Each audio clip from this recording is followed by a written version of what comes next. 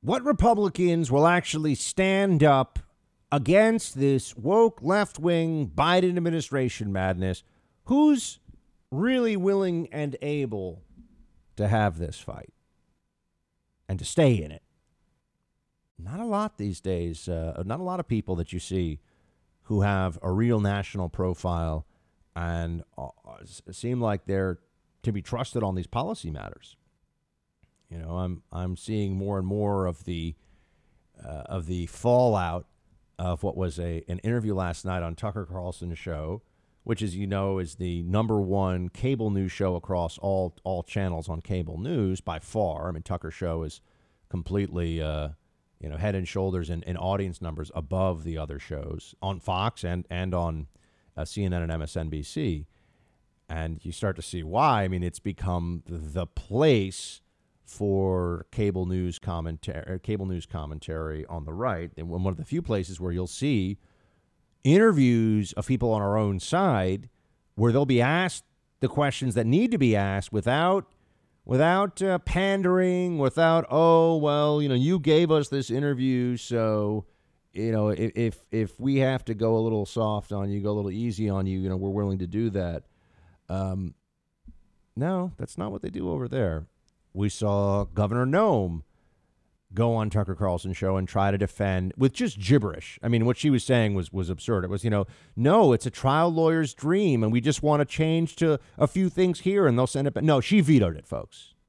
She was trying to pull a fast one. She got caught. She's a big phony. Sorry, South Dakota. Corporate interests. She wants to be liked by them. She wants those board seats, when she's no longer governor. Presidency's 4 years away. That's a big thing to try to get involved with. Going to get a lot of hate. Doesn't want to deal with it. Sorry. I know we want a Republican female president, and you see somebody who seems well-spoken and is telegenic, and you figure, okay, well, maybe this is it. We had Sarah Palin in that position, generally speaking. Didn't work out. Now we have Kristi Noem. I think she's at the national level. I think she's done. And I know people have given her a lot of credit because South Dakota has stayed pretty open. But, I mean, it's, as I've said, it's South Dakota. And South Dakota actually has I think it's the 6th or 7th highest mortality per capita in the country. So South Dakota did not actually do very well. If we're really gonna speak truth, which is what we do on this show, didn't do very well against COVID compared to other states. Florida, huge state, very dense, middle of the per capita mortality nationwide, actually on the better half of the 50 states. South Dakota is like number, I don't know. I haven't checked the numbers in a couple of weeks, but it was number 5 or 6, maybe number 7 last time I checked. That's not good for a state that doesn't even have a single major city. So, yeah. Kristi Noem went on air, and she tried to get cute. She tried to pull a fast one. She got a little smarmy with Tucker, and we saw who she really was. And I'm not going to forget it. So there's that. And then you had this guy, Asa Hutchinson, the governor, another governor. And remember, Republicans, we like people that are in charge, make calls as politicians, and elevate them. So we want to have governors usually as president, or even an outsider, as we see with Trump. Democrats like to have senators. They like to have people that are, consensus institutionalists, and elevate them to, look at Joe Biden, elevate them to the presidential role. I know he was vice president, but come on. It's Joe Biden, he's really tough. You had Asa Hutchinson on last night, and he went into Tucker's Thunderdome and did not come out well at all. It was political nuclear meltdown. And you can watch it. It's about 9 minutes long. It's all over the internet now. You watch the clip. And Hutchinson really just went in there with such a weak argument. I don't know. Maybe he hasn't been subjected because he's in Arkansas and it's a red state. And maybe he hasn't been subjected to having to really debate at a high level in that regard. I don't know. I was shocked at how inept the guy looked. But this is once again on the issue of same thing that got Kristi Noem all jammed up. Transgender rights, the new transgender civil rights movement. And anybody who's looking at the actual data and numbers would say, hold on a second, we've had a 2,000% increase in teen and adolescent gender dysphoria and child gender dysphoria. 2,000% increase in the last 10 years. I mean, this is where you start to say, is there something in our drinking water, or are we in the midst of a moral fashion that has turned into a moral panic? And that's why there's all this pressure on kids, social contagion among kids. They see other kids get a lot of attention for this, or they have strange emotions or feelings at that age. They don't know how to process it. And no, we're not allowed to talk about it. Remember, there are some things, all you have to know is when they won't let you have a conversation about something that matters, then you really need to have the conversation. And this is yet another instance of that. This is another moment, another period where you'd say, oh, okay. And that then brings me to what happened with Asa Hutchinson, governor of Arkansas. So he vetoed and was overridden by his own state legislature. So they were able to override the veto of the governor on this one. So Republicans in the state of Arkansas and the state legislature, they're saying, no. We're actually supporting this. Which means you say, well, hold on a second. How could Asa Hutchinson get this thing so wrong? What's really his argument about this? Well, here's just a piece of what was about a 9-minute long interview. Play 3. Issues that you have to address the legislature. You make judgment calls on it, but we also try to restrain ourselves as conservatives, is that we don't have to be involved in every issue. And if you want to broaden the party, if you want to get back to the principles, then let's at least think through in a reasoned way as to whether this is the right bill to interfere with parents and doctors' decisions on a health care matter, as you pointed out, does not have thorough research in every area. And so I yield to that. But whenever you look at this bill, you yield to the lack of research. Really quick, 10 years ago, if somebody had said, hey, Asa Hutchinson, you're going to be governor of Arkansas, and you're going to veto a bill that would have protected children from chemical castration, what do you think you would have said? Well, just like I said today, if you're talking about a reassignment surgery, I would have signed that bill in a minute. But whenever you're talking about maybe less than 200 kids in Arkansas that's currently on hormone treatment, and they are immediately cut off without having a grandfather clause in this legislation, I don't think that's treating those kids or their parents or their health care providers fairly or equally. So here's a Republican governor of a very Republican state who is vetoing legislation from fellow Republican legislators because he wants to make sure that the relatively small number of children who are on drugs that are given to adults to chemically castrate them.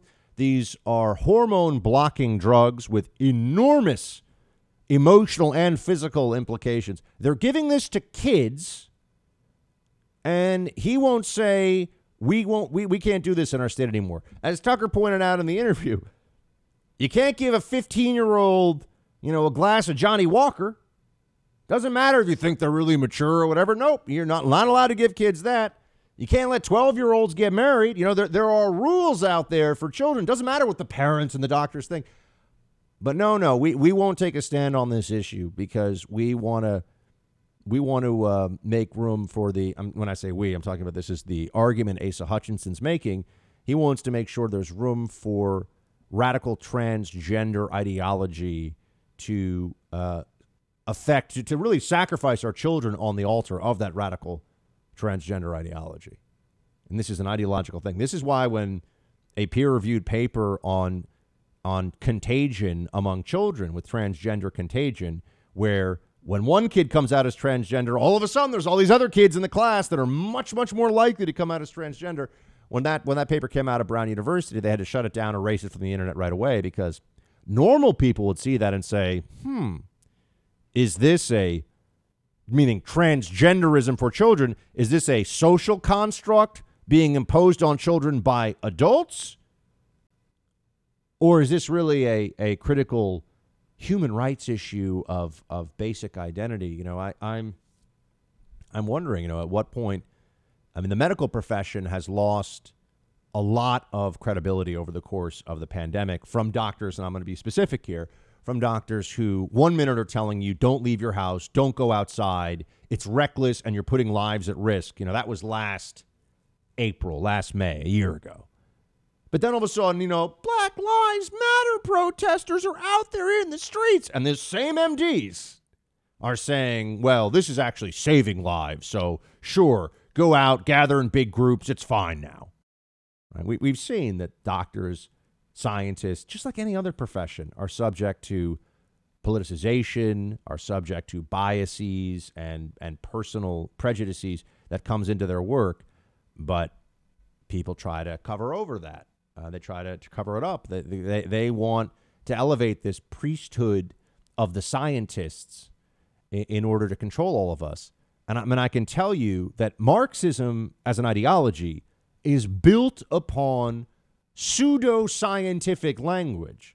They try to create mechanized structures for language and thinking to make it seem like this is reasonable, rational, makes sense, will be good.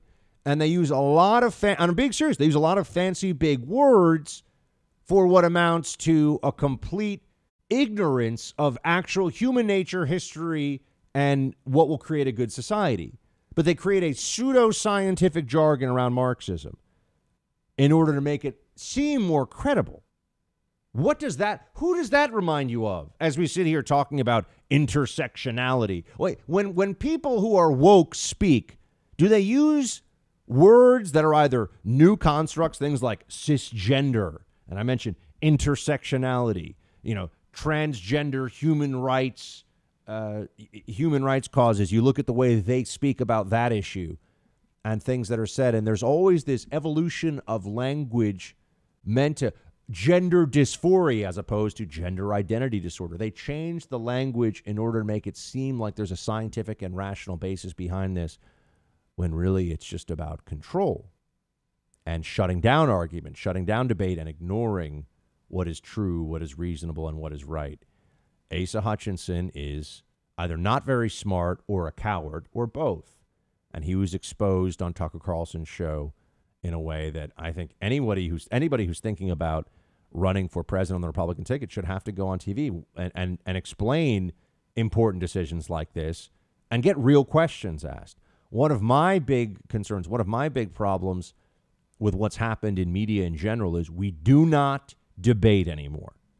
There are no, people will not risk their brands. You will not have nobody these days who has a lot of followers and is making a lot of money in media or making a really good living in media. No one will put themselves in a position where they have to, on a level playing field with equal time, really throw down with somebody over what they're saying, what they believe. And it's one of the things when I first got into this business, I always was saying, I want to get out there. I want to be in debates. I don't want to debate, emotionally fragile 19-year-olds from some third-tier state university somewhere. I mean, I know conservatives all like that stuff. No, I actually want to go up and debate, I'll debate Joe Scarborough or Rachel Maddow. And I know they'd say, oh, we're too big and important to debate that guy, although, really. But, pick somebody. Pick somebody who's legitimate. Pick somebody who really represents the left, who wants to have a debate on these issues. There is no forum. There's no place. Going on CNN as a conservative to get shouted over and smeared for 3 minutes before they go to commercial breaks. You can see your new Toyota. I mean, that doesn't count.